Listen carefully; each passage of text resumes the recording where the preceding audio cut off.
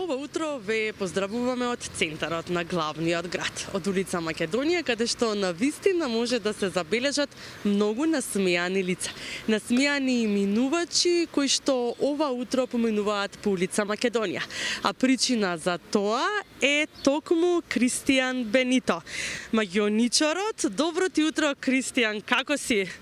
Добро утро, телевизија Алфа, добро утро, Ивана. Добро се сеќам, како сте вие? Да не те фативме малку во незгодна ситуација? Не, чисто проверував што имам во куферот, па сакам нешто да ви презентирам.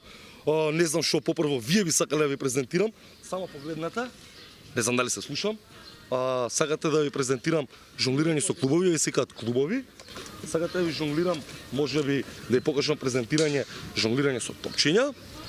Може би сакате да ви пожонглирам со Ова е малку опасно. Може би. Ова е малку опасно.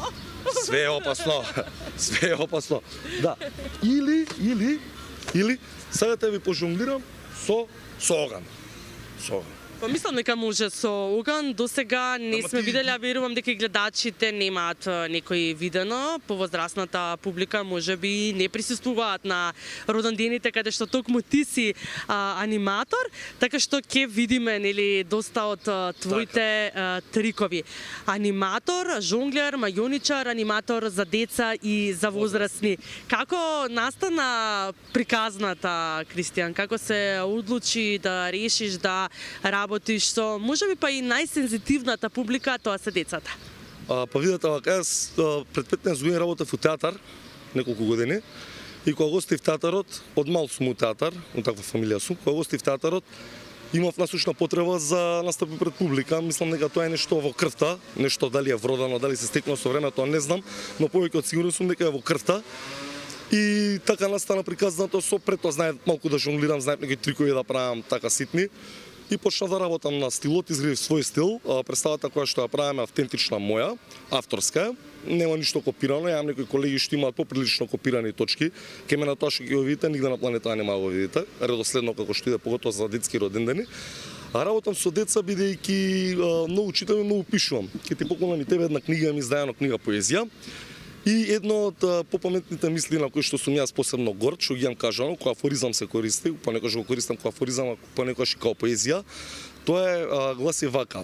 Ако некогаш на овој свет дојдат вонземјани и се обидат да остварат врска со човечкиот род, не знам кој ќе не представува, но повеќе од сигурен сум дека тоа ќе биде дета.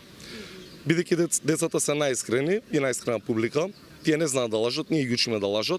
Ќе проба некој колач, вкусно ли е, не ми се свиѓа.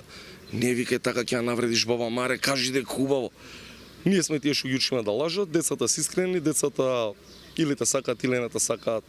Мене детската публика ме обожава, работам на тоа, па јас сум искрен како особа, децата ја препознаваат искреноста кај мене. Така, она со кое што те препознаваме, сите ние, па и децата, како што спомена ти, се твоите трикови. Но дали претходно постои нека подготовка, односно какво е твоето секојдневие? Дали во текот на денот ти вежбаш и какво е твоето утро, например? Дали имаш некаква физичка подготвеност, некакви вежби за сите тие трикови? Да, тоа е секојдневна рутина. Мислам како што луѓето секој ден си идат на работа. И ние, ја малтене, секој ден идам на работа на детски родендени, на представи, под трговски центри, на баскерски фестивали и такви работи. Но во случај кога не идам, јас сум дома и вежбам. Ако не вежбам, читам, бидејќи нели, како што пред малку реков, и читањето ми е една пасија. Имам издајано книга поезија, збирка, и сега сакам да издадам збирка со кратки раскази. Во оваа прилика можам да кажам дека барам издавач кој би ги издал расказите на Кристијан Бенито. Дали може би децата се твојата инспирација за пишувањето и се наоѓаат во текстовите? Па во поезијата има неколку детски песни, ама има и неколку хорор песни, има секакви песни, мислам има песни за најразлична публика, бидејќи јас настапувам пред најразлична публика.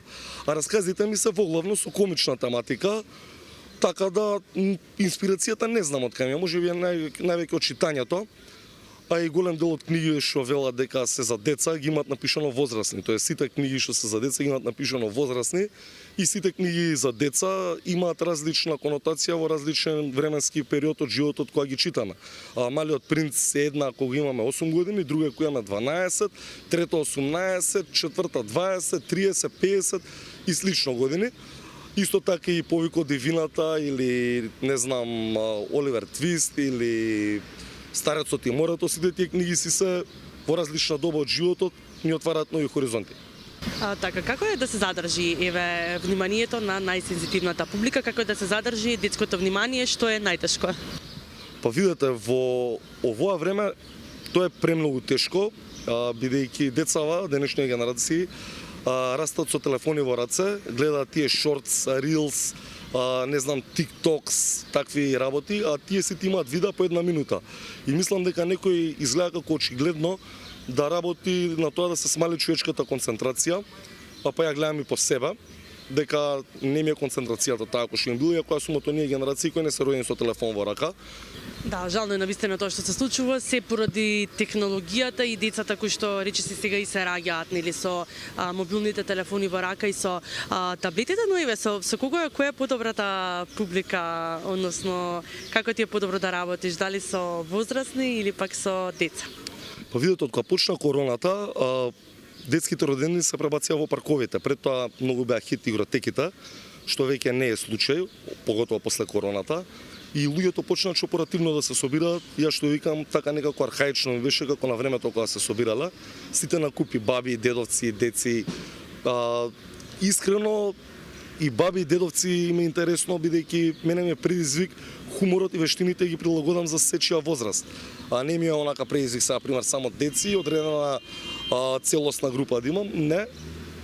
Предизвик ми е сите и да бидам искрен, многу пати бабички дедовци ми аплодирали, ме гушкале после и сина супер си ко.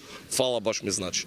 Да, имавме можност да го забележиме и тука, но кој е омилениот трик на децата? Се повторуваат ли омилените работи на различна група на деца да фаворизираат некој трик? Па видете се,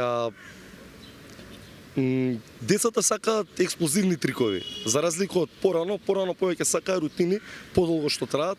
А нели како што пред малку реков, мислам тоа мене ми се има покажано на дело. Со години дека нели седат со тие телефони и тие работи, сакаат поексплозивни трикови. Сега ќе пробам, донесов едностомничен, бидејќи ја кога подолго време зборам, потребно ми е вака со свежом. Сега, дали знаеме кои се магичните зборови? Во овој случај магичните зборови се телевизија Алфа. Сега, што имаше зборот? После одредено време кога зборам мора да го освежам лицето, бидејќи стварно се не знам како да се изразам, се пресушувам или не знам што ми доаѓа. А сега, бидејќи истурив цела вода, треба пак да ги кажам магичните зборови, тие се телевизија Алфа. Да. Без магичните зборови ништо нема да направиме. Колку си да сакаат магијата. И сега ќе земам едно торбиче и мојот джеп ќе земам едно маранче. Земи го маранчево. Стави го внатре. Сега ќе го затворам торбичево и ќе пробаме, ќе направам вака. 1, 2, 3. 1, 2, 3. Сега стави раката внатре и кажи дали има маранче или нема. Нема. Има. Има. Остај го, извади раката. Остај го. Да, не знам дали примети од црвено во Гудрив, па јас смени бојата. Обично ако го правам, луѓето даваат аплауз, а дојките викаат вау. Вау, да. Имаш му дадам аплауз, браво. Браво, Кристијан, секоја чест, 15 години работа не се воопшто малку, нели? Да си продолжиш и понатаму со овој ентузијазам, се надевам дека ќе те држи и понатаму. Иако нели некои времиња се сменија тука особено во главниот град, но да се надеваме дека ќе иде на подобро. Каде може да те најдат сите оние кои што сакаат да бидеш дел од нивната забава? Жонглирање маги, фигура од балон, интеракција со дечиња и многу забава. Со неверојатниот Кристијан Бенито, родендени, прослави, свадби и секакви забави од отворен и затворен карактер.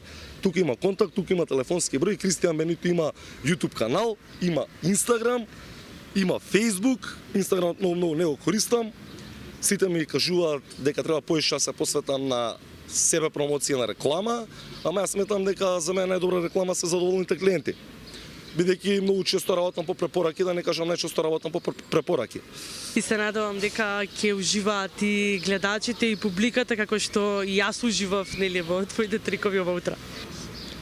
Да. Поздрав до камерманот, поздрав до водителката и се разбира поздрав до Кристијан Бенито.